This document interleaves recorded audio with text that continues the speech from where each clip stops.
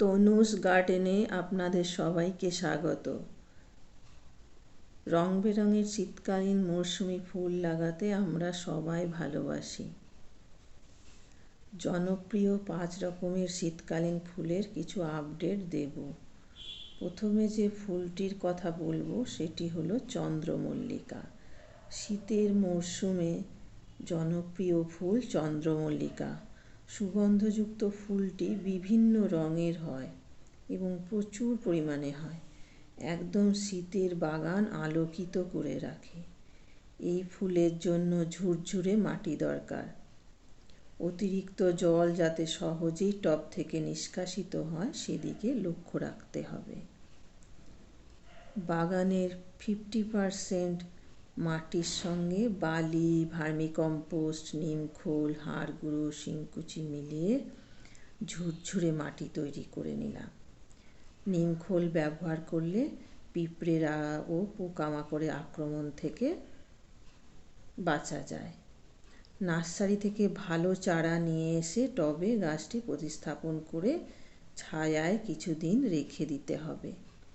এরপর গাছটিকে ফুল সানলাইটে রেখে দিতে হবে।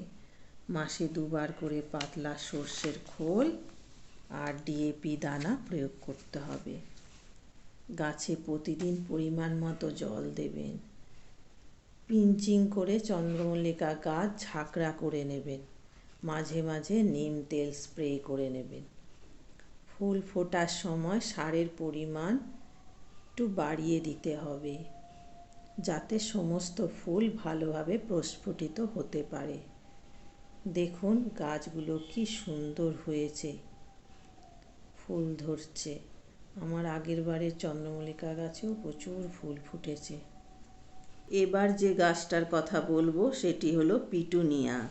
পিটুনিয়া গাছ না থাকলে শীতের বাগান করা সম্পূর্ণ হয় না।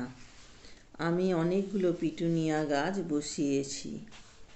পিটুনিয়া গাছের জন্য ঝুরঝুরে মাটি লাগে। সাধারণত দোআঁশ মাটিতে এই গাছ ভালো হয়। একইভাবে মাটি তৈরি করে নিয়ে গাছ টবে প্রতিস্থাপন করেছি। 10-12 দিন গাছ ছায়ায় রেখে দেওয়ার পর ফুল সানলাইটে রেখে দেব। 7 দিনের পচা সর্ষের খোলের সঙ্গে ডিএপি দানা প্রয়োগ করতে হবে, তাহলে গাছ দ্রুত বৃদ্ধি পাবে। এই গাছে সহজে কুঁড়ি আসে, তাই পিঞ্চিং করে গাছকে ঝাঁকড়া করতে হবে। পিটুনিয়া গাছের পাতায় জল দেওয়া যাবে না, পাতায় ছত্রাক আক্রমণ দেখা দিতে পারে। আর পরিমাণ মতো জল দিতে হবে। মাঝে মাঝে নিম তেল স্প্রে করতে হবে। গাছগুলোতে কি সুন্দর ফুল দেখা দিয়েছে। ঠিকমতো পরিচর্যা করলে অনেক দিন অবধি ফুল পাওয়া যায়। এবার যে ফুলটির কথা বলবো সেটি হলো ক্যালেন্ডুলা ফুল। ক্যালেন্ডুলা বেলে দোআঁশ মাটি পছন্দ করে। এঁটেল মাটি, মোটা বালি এবং ভার্মিকম্পোস্ট, নিমখোল, হাড় গুঁড়ো, শিংকুচি মিশিয়ে মাটি তৈরি করে নেব। নার্সারি থেকে ভালো জাতের গাছ নিয়ে টবে প্রতিস্থাপন করে দেব। ছায়ায় কিছুদিন রাখার পর গাছগুলোকে ফুল সানলাইটে রেখে দেব। এই গাছ জল বেশি পছন্দ করে না। ডিএপি দানার সাথে পাতলা খোলের জল প্রতি সপ্তাহে দিতে থাকব। এই গাছ একটু বেশি খাবার পছন্দ করে। হলুদ আর বাসন্তী কালারের ফুল বেশি জনপ্রিয়। দেখুন গাছগুলো কি সুন্দর হয়েছে। দিনে 5-6 ঘন্টা রোদ পায় এরকম জায়গায় গাছগুলোকে রাখতে হবে।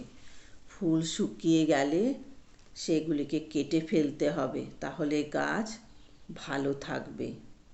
এবার যে ফুলটির কথা বলবো সেটি হচ্ছে ডালিয়া। শীতকালীন মৌসুমি ফুলের মধ্যে ডালিয়াই বড় আকারের হয়। এই ফুলের রং আমাদের খুব আকৃষ্ট করে, তাই মাতঙ্গিনী ডালিয়া ছাড়া বাগান অসম্পূর্ণ। অ্যাস্টার গাছের যেভাবে মাটি প্রস্তুত করেছি বা পিটুনিয়া গাছে যেভাবে মাটি প্রস্তুত করেছি সেভাবেই মাটি প্রস্তুত করে সাধারণত মাতঙ্গিনী ডালিয়া লাগিয়ে দেব। খোল পচা সারের সঙ্গে ডিএপি দানাও প্রয়োগ করতে থাকবো। গাছগুলো কি সুন্দর হয়েছে। ডালিয়া গাছে ফুল সানলাইট দরকার। এতে একটু হাড় গুঁড়ো শিংকুচিও দিয়েছি। গাছগুলোর গ্রোথ বেশি ভালো হয়েছে।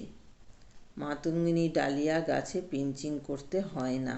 যে ফুলটির কথা বলবো সেটি হলো ডায়ান্থাস। সুন্দর এই ফুল বিভিন্ন রঙের হয়। এই গাছ দোআঁশ মাটিতে ভালো হয়। জল নিষ্কাশন ব্যবস্থা ভালো হতে হবে। ডায়ান্থাস গাছ দিনে 6-7 ঘন্টা রোদ পায় এরকম জায়গায় রাখতে হবে। পচা খোল জলের সাথে ডিএপি দানা প্রয়োগ করতে হবে। শুকিয়ে যাওয়া ফুল ফেলে দিলে গাছটা সতেজ ও সুন্দর থাকবে। দেখুন গাছে কুঁড়ি আসতে শুরু করেছে। গাছের গোড়া মালচিং করে দিলে গাছের শিকড়গুলো হিমায়িত তাপমাত্রা থেকে রক্ষা পাবে। এছাড়াও আপনারা আরও শীতের ফুল লাগাতে পারেন। অনেক কিছুই আছে, যেমন হলিহক, ন্যাস্টেসিয়াম, গ্যাজেনিয়া, আরও কত কি, কসমস। হ্যাঁ, এইসব ফুলগুলোও একইভাবে মাটি প্রস্তুত করে লাগিয়ে দেবেন, প্রচুর ফুল পাবেন। আজ এই পর্যন্ত। ভিডিওটা ভালো লাগলে লাইক, শেয়ার, কমেন্ট, সাবস্ক্রাইব করে দেবেন। ধন্যবাদ।